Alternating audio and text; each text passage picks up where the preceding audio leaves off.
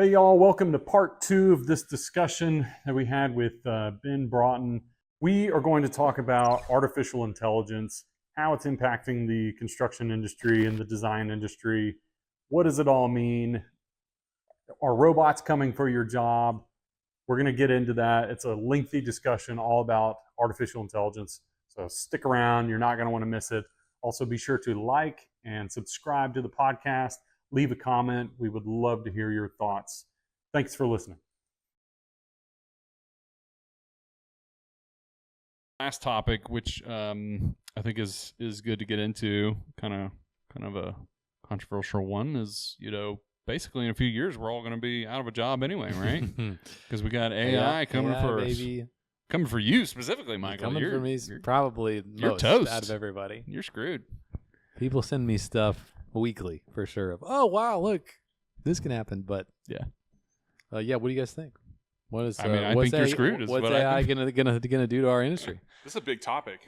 So there's maybe three areas we could talk about. One is we've done a lot of research, and I've actually met with some consultants and some investors on what AI looks like right now and where it's going for the construction industry, which is a pretty cool topic in and of itself. Mm-hmm. There's the doomsday predictions and how we feel about whether or not we're going to be replaced and who's going to be replaced, because a lot of people think that SaaS or software as a service is dead. Yep.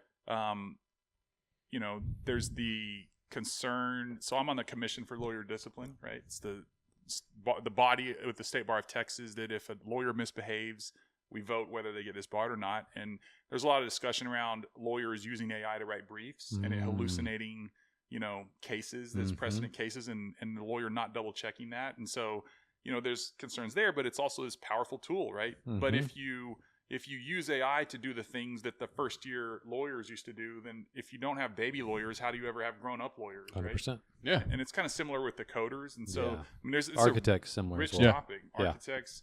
I don't think that AI is going to be as creative, and I think it's a long way before that. Agreed. But we know it's going to be a thing, right? Yeah. We're using it. So I use ChatGPT and we use Claude Cowork. Claude Cowork's only available on your Apples. I actually use ChatGPT to write the prompt for Claude. So I tell ChatGPT what I want, and it writes a prompt for Claude. That's awesome. But it's incredibly powerful, and you can create these agents, and then you can knit these agents together into a workflow. And so it's revolutionized the way we do pre-construction. And it's I would encourage anybody that's in the industry to lean into that, because that's an area where it's really helpful. But at the end of the day,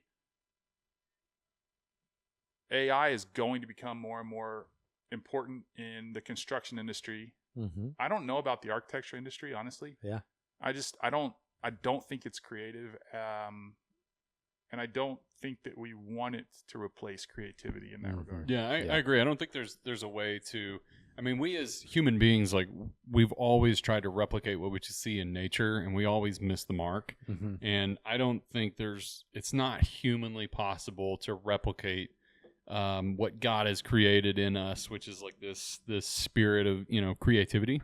I don't think there's a way to ever replicate that.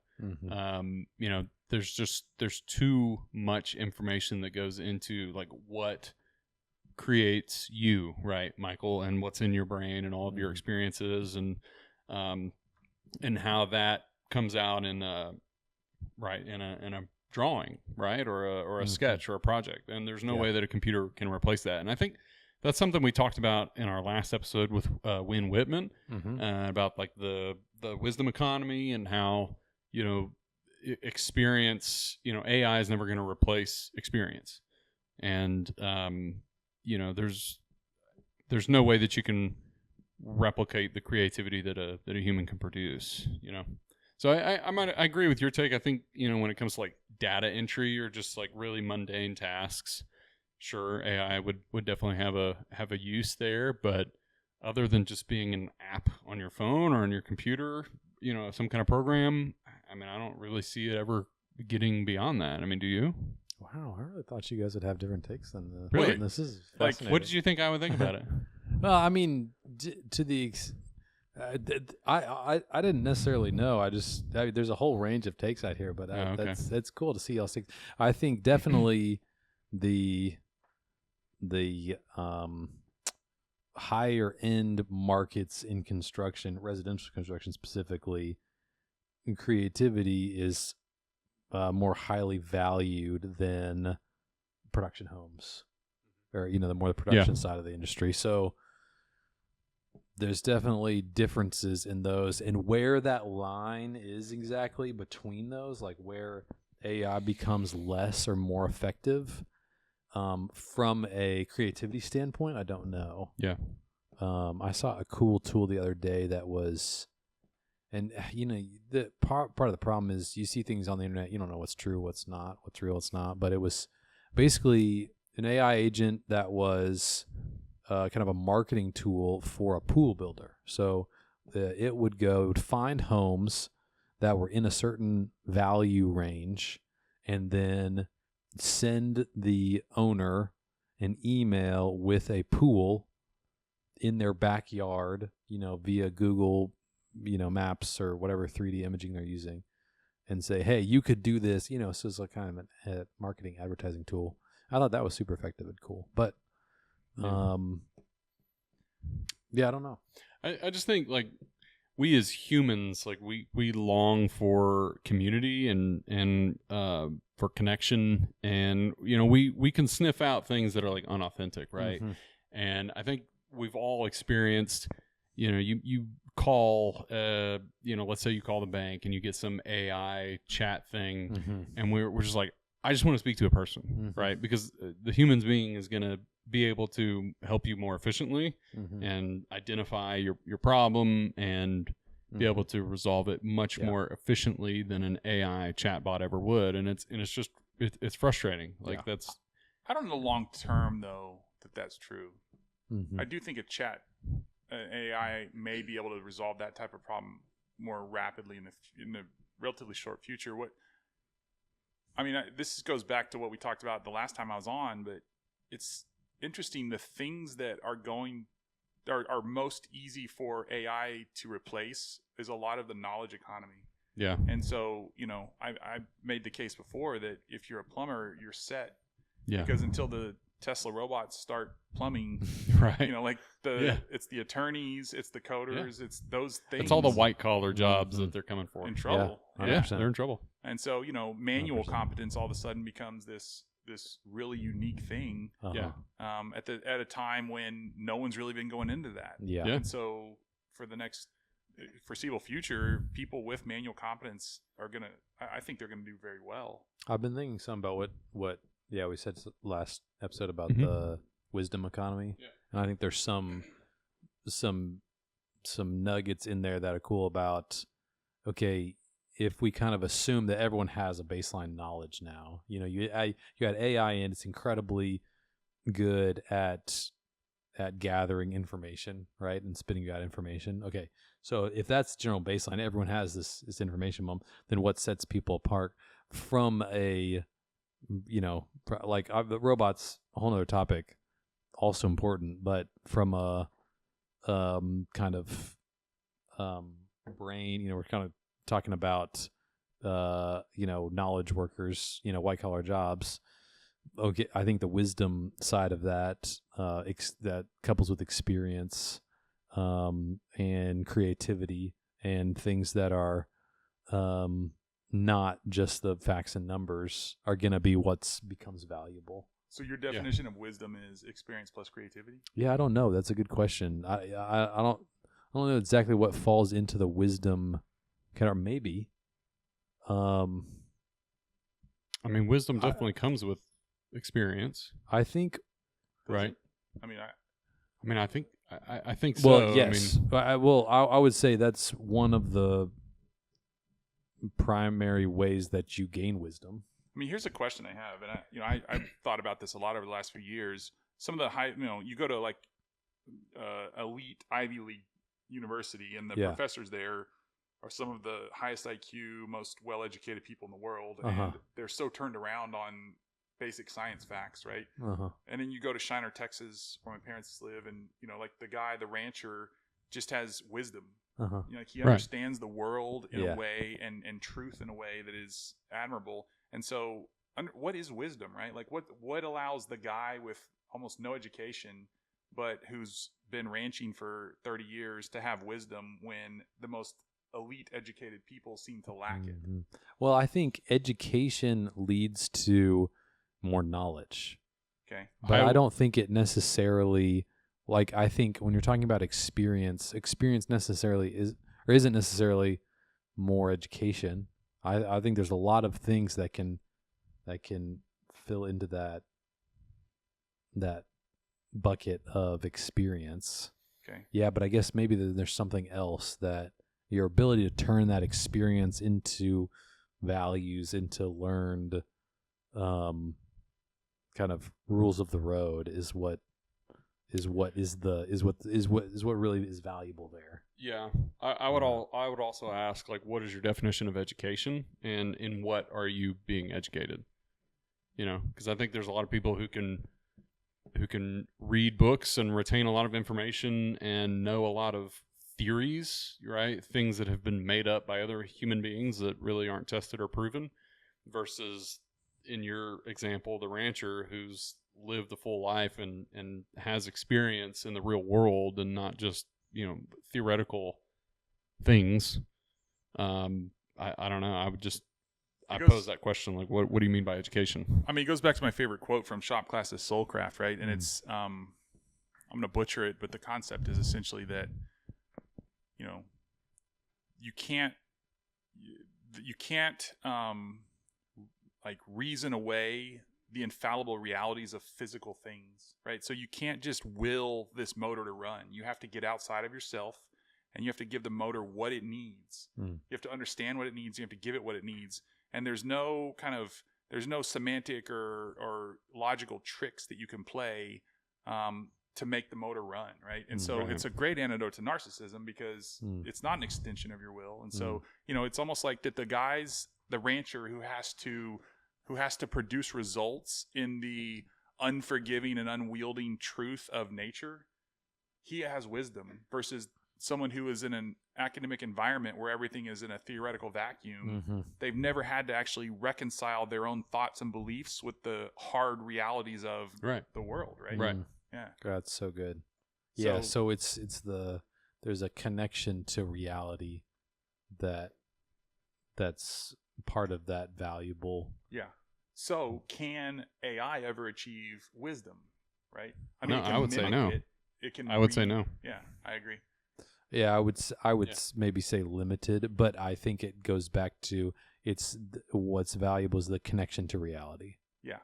So I have a very optimistic look on the future with regards to AI, and I'm probably rare among my friend group at least. But, you know, the idea that AI, you know, I've heard Elon Musk talk about this universal basic income, and I don't understand it at an economic level, because if there's just universal basic high income for everybody, and because AI is doing all the work, the value creation that AI is creating has to be paid for by someone else. And I don't understand why they would pay universal basic income to people who aren't doing the work, instead of just owning the AI and not paying these people. It doesn't make sense economically. But even at another level, I read somewhere that if you wanted to live the modern life that we live, the equal conveniences 200 years ago, you would need something like 143 servants, right? So you would be the master in the master bedroom. Nice. But, I like this setup. you know, you think about it, right? It's like you got a dishwasher. Well, you would need someone to wash the dishes, and your iPhone alone. And so as humans have become, you know, we've gotten more and more technology and more efficiency. We haven't just sat around and received basic income. We've found other ways to be productive and creative. I think that God put it in humans to be productive, and I don't think that it's in our future to just sit around. Yeah. I agree. Yeah. Well, what's the latest generation? Is it Generation Alpha? Is like the newest up and coming generation? Is there even a generation? I felt like everybody thought quit it having was. kids. Well, that's another topic for another day. I'm busy.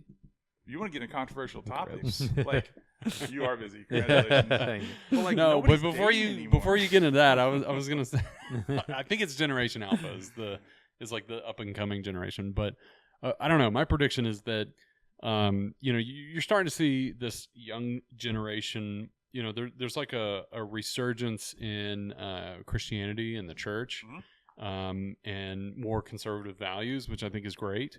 But I think with that, in that conservative mindset and traditional values and thinking more biblically, I think we're going to see people return to this desire for things that are crafted, by hand, things that are man-made, authentic, less, production, less machines.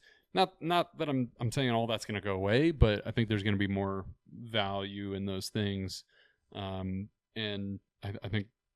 I don't know. I think there's going to be a turn away from AI, where it's no longer. I think it's booming right now because it's still so fresh and new. But I don't know. I kind of see it getting to the point where it's just. I heard someone say to that point the other day that the new flex is going to be the ability to be unplugged. Yeah, basically. Yeah. And, we've and I seen think this, that's right? Like forever, everybody wanted a factory finish on their cabinetry, right? The perfect paint. Well, what do we have to do now on the final paint? It's just all we have to hand brush it. Because they want to know that a human touched it. Right. And I think the equivalent is coming in whatever it is that AI is doing. Yeah. I think that's totally that's a good right. way to put it. Yeah. So, what does that mean? I mean, if we're moving, and let's just stick to our industry, right? Mm-hmm. In architecture, they're going to start to reject. I don't know that AI could even be creative, and like you would have to tell AI, "Hey, design me a house in the style of Michael Ember," right? Versus design me a really cool, whatever. Yeah. All it can do is imitate right now. At some point, theoretically, it's going to be able to create new. I don't know. Is it? I don't know. I mean. Yeah, sure I that's think the hope, but I don't know if it'll ever get there. Of my friends that work in tech world, they're very bullish on AI's ability to create. I haven't seen any of that, and specifically in the 3-dimensional, realm, I think that's really challenging. I think you're on something about it'll get really good at imitating. Mm-hmm. So, but yeah, I think what sets. So now humans are kind of on this track of, what is unique, what is easily identifiable as different or specific is going to become valuable. What that means for us is details, right? Yeah. Like, I think the details are really going to matter in construction. That's the exact same thing now, right? Yeah, right, which has kind of always been the thing. Yeah. But it's that I think that'll be the next thing is people walking into a house. If the details are done well, then there will be a signal of value to them because, it's not just cookie cutter like the 1,200 other AI houses that are produced out there. All right, so here, where I'm going to go running AI? My buddy got a Tesla, and it drives us around. Yeah. And I love it because That's awesome. you think about, we have to make so many decisions a day. We get decision fatigue. Yeah, for That's sure. really why our brain's tired at the end of the day is For how many sure. decisions we have to make. Yeah. If you don't have to make decisions while driving, if it just drives you around, especially in our profession where we're going to job sites, it is incredible. Yeah, I love it. And you can tell it be aggressive, and so it'll start to weave in and out of lanes like a teenage boy. Really? Oh yeah, it's great. Oh, dude. Have you ever? I kind of experienced that just on my own, where I kind of black out for a minute, and then all of a sudden I'm like, "Whoa, how did I get here?" Yeah. Does that ever happen to you? It's called my psychology It's probably professor not at the UT best called it thing. the driving to Houston phenomenon. That makes sense. Awesome. Maybe that's only the That Texas psychology for department thing. sure. Are That's you so ever good. going to own a Tesla robot and have it work in your house? Gosh, that freaks me out. But I'd probably. Ask me. Yeah, are you? 100%. I don't as care. soon Really? as I can, and it freaks my daughters out. Lonnie has servants, so he doesn't need these robots. I have, you just children. overnight it'll do all your work, mow the yard, do your laundry, whatever. Yeah. That's huge. That's I don't know, but That's gonna really I freak get me out. satisfaction in doing a lot of those things myself. You get satisfaction doing your laundry. I have people who handle that. I hate doing anything. I hate doing anything that you immediately are going to undo, right? So folding and putting away laundry seems like the most inane, horrible thing to me. If I didn't have a wife that requires us to have a nice house, I would just leave all the laundry in the laundry basket. That's a good point. Yeah, I mean, because we were talking about so we're doing this addition, or we're moving basically to a new town, and we're talking about living arrangements and whatnot. And I asked my wife, I was like, well, I need to know like what your minimums are, and because she's like, well, what's your minimum? I was like, you don't want to know my minimum. Trust me. I was like, give me a tent, the wrong answer. like Yeah, a tent and a campfire, and that's my minimum. I don't need a shower. I can crap outdoors. I don't need to shower. It's fine. That's But so good. that's why I asked you, what's your minimum, right? Because you're the one who really sets the standard for care here. Because if it was up to me, man, everybody would be pretty bad. All right, here's a question I think you'll like. Someone asked this question at a party, and they said, or it was a dinner party, and they said, if the world stopped functioning, right? Zombies, apocalypse, whatever you think it is, who would you want to be with? Who do you think could get you through that the best, right? And my goal in life is to be that guy. I may not be the most like that's good. Like every other scenario you could imagine, I'm not the guy. Like fun party, meet your parents, whatever. Like I'm not the guy. But when the zombies come, I want one of my friends to be like, Ben's the guy. Ben's the guy. And that's awesome. All of a sudden with AI, I feel like that's even more valuable. To be the guy in the apocalypse? Yeah, to be the guy that could live, like you said, the flex is to be able to be unplugged, right? Yeah. Like that's the flex. Yeah. It really is in the That's future. true. And to stay present too, I think is a big part of that. Is if you can live in the present, meaning just you're not thinking about the 100 other things going on in your head, but you're just in the conversation or in your whatever task it is. That's tough though. I love to listen to a podcast. I mean, that's if I'm alone, like I'm working on the truck in the garage, I got a podcast in. You're doing it. At least, at least music. I like, either music or podcast, something to just kind of fill the silence, fill the void. It's like I'm not even really paying attention to what's being said, but it's just noise, just background noise. I think when zombies come, you guys are done. You guys are toast. That's the thing. I don't know, man. I'm pretty self-sustaining. I try to be. We'll see. It sounds like with your next house you will be. You're the only guy I know with a podcast. You are the man. Yeah, that's right. Well, no, that was good. Any other comments on AI or anything like that? No, I think excited to see where it goes, and it is interesting. We should have Ben on in the future and kind of do another. I agree. Yeah, I have another a friend future that I've been AI talking to. deal. I think I've told you guys this. That you keep saying you have friends, I know. and I really. Who are these people? I'm not. I have a guy that's willing to speak to me. There you go. Contractually. That he's got some pretty cool stuff with AI coming out for the construction industry. Cool. And at some point he'll let me talk about it. Yeah. Maybe he could come on and talk about it. Yeah, that'd be great. And it's the best. It's the best I've seen at trying to fit AI and project management software to the personalities that we all have, which is we all have ADHD and we hate computers, right? And so it's a pretty cool approach. So, I do think that personalized thing is going to be something that really helps us in the future in construction. It's super awesome. I'm super excied about it. Yeah, well, thanks for that. That was very vague and unclear. I know. But yeah, it sounds It's a teaser.